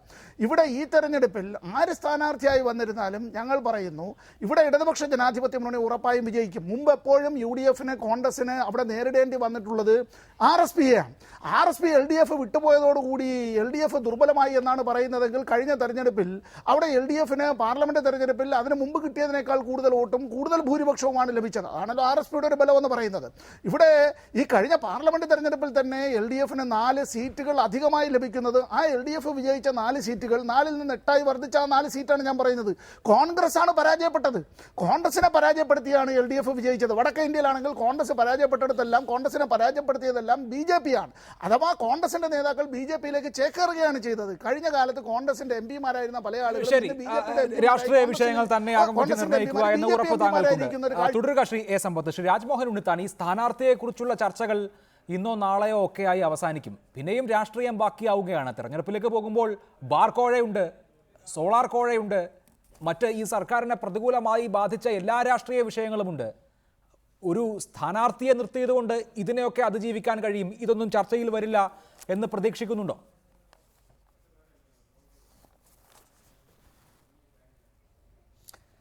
അല്ല, ബഹുമാന്യനായ ശ്രീ സമ്പത്ത് കോൺഗ്രസിൻ്റെ സ്ഥാനാർത്ഥിയെ അണ്ടർ എസ്റ്റിമേറ്റ് ചെയ്യുകയാണ്. കാരണം ഇതുപോലെ ബാലിശമായ ഒരു വിലയിരുത്തലാണ് കഴിഞ്ഞ പാർലമെൻറ്റ് തെരഞ്ഞെടുപ്പിൽ കൊല്ലം പാർലമെൻറ്റിൽ നടത്തിയത്. ഒരു പോളിറ്റ് ബ്യൂറോ മെമ്പറെ നിർത്തിയിട്ട് വളരെ ലാഘവത്തോടുകൂടി പ്രേമേന്ദ്രനെ കണ്ടു, അദ്ദേഹം ജയിക്കില്ല, ഞങ്ങളവിടെ ജയിക്കും. പോളിറ്റ് ബ്യൂറോ മെമ്പർ അദ്ദേഹം MA ബേബി അവസാനം വോട്ടെണ്ണിയപ്പോൾ MA ബേബി തോറ്റു, പ്രേമേന്ദ്രൻ ജയിച്ചു. ഇവിടെ അദ്ദേഹം പറഞ്ഞ ശരിയാണ്, അവിടെ 8 പഞ്ചായത്തുണ്ട്, അതിൽ 4 ഇടതുപക്ഷം ഭരിക്കുന്നു, 4 ഞങ്ങൾ ഭരിക്കുന്നു. പക്ഷേ അദ്ദേഹം പറയാത്തൊരു കാര്യമുണ്ട്, അവിടെ 5 ജില്ലാ പഞ്ചായത്ത് ഡിവിഷനുണ്ട്, 5ഉം ഞങ്ങൾ അവിടെ ഭരിക്കുന്നത്. ഒരെണ്ണം ജനതാദളും ബാക്കി 4 കോൺഗ്രസുമാണ്. അപ്പോൾ 5 എണ്ണം ഞങ്ങളുടെ കയ്യിലാണ്. കഴിഞ്ഞ 1/4 നൂറ്റാണ്ടായി ആ നിയോജകമണ്ഡലത്തിൻ്റെ MLA ഞങ്ങളാണ്. അതിനകത്ത് ഡീലിമിറ്റേഷനിൽ വ്യത്യാസം വന്നെങ്കിലും ഞങ്ങളാണ്. പിന്നെ ഇവിടെ പറഞ്ഞല്ലോ, കഴിഞ്ഞ പാർലമെൻറ്റ് തെരഞ്ഞെടുപ്പിൽ ജനങ്ങൾ വോട്ട് ചെയ്യുമ്പോൾ എന്താ കോൺഗ്രസിൻ്റെ സ്ഥിതി? ഞങ്ങളെ അഴിമതിയുടെ മുൾമുനയിൽ, സോളാറിൻ്റെ മുൻമുലയിൽ നിർത്തി പൊരിക്കുകയാണ്. അന്ന് പാർട്ടി സെക്രട്ടറി ആരാ? ശ്രീ പിണറായി വിജയൻ. അദ്ദേഹം പറഞ്ഞ ഇന്നും ഞാൻ ഓർക്കുന്നു, കേരളത്തിൽ നിന്ന് ഇന്ത്യൻ പാർലമെൻറ്റിലേക്ക് ഒരാൾ കോൺഗ്രസ് ടിക്കറ്റിൽ പോവില്ല, ഞങ്ങൾക്ക് ഒരാൾ പോലും ഇന്ത്യൻ പാർലമെൻറ്റിൽ പോകത്തില്ലെന്ന് മാർക്സിസ്റ്റ് പാർട്ടിയുടെ സംസ്ഥാന സെക്രട്ടറി പറഞ്ഞ സ്ഥലത്തു നിന്നാണ് ഞങ്ങൾ അവിടെ പോയിരിക്കുന്നത്. എത്ര പേരാന്ന് താങ്കൾക്ക് അറിയാമല്ലോ. അപ്പോൾ ഒരാൾ പോലും പാർലമെൻറ്റിൽ പോകാൻ കഴിയാത്തൊരു രാഷ്ട്രീയ പശ്ചാത്തലം ഇടതുപക്ഷ മുന്നണി സൃഷ്ടിച്ചിട്ട് ആ പശ്ചാത്തലത്തിൽ നിന്നുകൊണ്ടാണ് ഞങ്ങൾ ഇത്രയും സീറ്റ് നേടി അവിടെ പോയത്. രാഷ്ട്രീയ സാഹചര്യം മനസ്സിലാക്കണം. ഞങ്ങൾക്ക് പ്രതികൂലമായ രാഷ്ട്രീയ സാഹചര്യത്തിൽ നിന്ന് അത്രയും പേര് ജയിക്കണമെങ്കിൽ ഞങ്ങളുടെ സ്ഥിതി എന്താണെന്ന് ആലോചിച്ചാൽ മതി. ഞാനിവിടെ പറയുന്നത്, അദ്ദേഹം പാർലമെന്റ് അംഗനിലയിൽ ഊറ്റം താങ്കൾ അത് വിശദീകരിച്ചു കഴിഞ്ഞു. ശ്രീ എ സജീവൻ, അരുവിക്കര ഉപതെരഞ്ഞെടുപ്പിനെ നിർണ്ണയിക്കുന്നത് രാഷ്ട്രീയമായിരിക്കുമോ സഹതാപമായിരിക്കുമോ?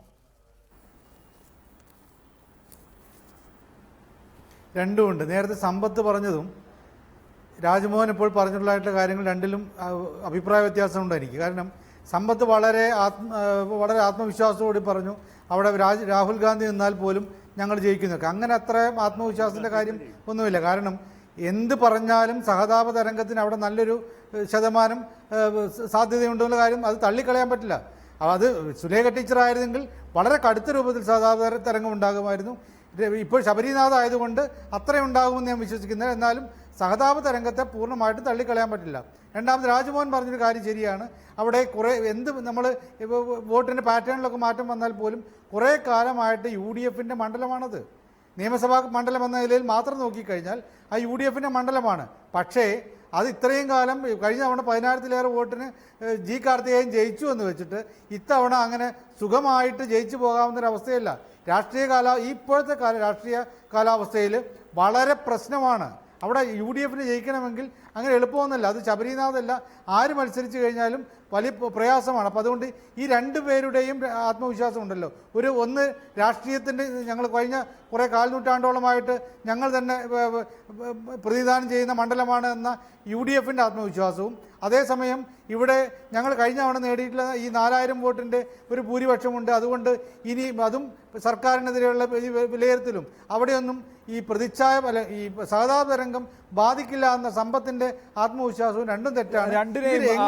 പൂർണ്ണമായ അർത്ഥത്തിൽ ഉൾക്കൊള്ളാൻ കഴിയില്ല എന്ന് താങ്കൾ നിരീക്ഷിക്കുന്നു. അഡ്വക്കേറ്റ് ജയശങ്കർ, സോളാർ വിവാദത്തിൽ നിന്ന് ഒന്നും കൊയ്യാൻ സാധിച്ചിരുന്നില്ല LDF കഴിഞ്ഞ ലോക്സഭാ തെരഞ്ഞെടുപ്പിൽ. ഇവിടെ ഇപ്പോൾ വിവാദങ്ങളുടെ ധാരാളിത്തമുണ്ട്. പക്ഷേ UDF ഒരു മുന്നണി എന്നുള്ള നിലയിൽ സുഘടിതമാണ്, സുദൃഢമാണ്, സാമുദായികമായ കക്ഷികളുമായി അവർക്ക് നല്ല ബന്ധമുണ്ട്. അതുകൊണ്ട് UDF ഇത്രയധികം രാഷ്ട്രീയ വിഷയങ്ങൾ വരുമ്പോഴും എഴുതി തള്ളാൻ സാധിക്കുമോ? അല്ല, ഇവിടെ UDF LDF എഴുതി തള്ളുന്ന പ്രശ്നമില്ല. ഞാൻ പറയുന്നത് ഉപതെരഞ്ഞെടുപ്പിലെ വിഷയങ്ങൾ എന്ന് പറയുന്നത് പൊതുതെരഞ്ഞെടുപ്പിലെ വിഷയങ്ങളായിരിക്കില്ല.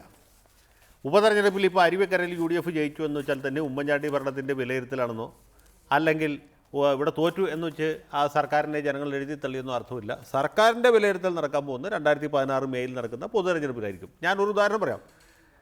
ശ്രീ E.K. നായനാർ 3ാമത് മുഖ്യമന്ത്രി ആയിരിക്കുമ്പോഴാണ് എറണാകുളം നിയോജകമണ്ഡലത്തിൽ ഉപതെരഞ്ഞെടുപ്പ്. എറണാകുളം നമുക്കറിയാം വലതുപക്ഷത്തിൻ്റെ കോട്ടയാണ്. കോൺഗ്രസ് സ്ഥാനാർത്ഥി പാട്ടുപാടി ജയിക്കേണ്ട സ്ഥലമാണ്.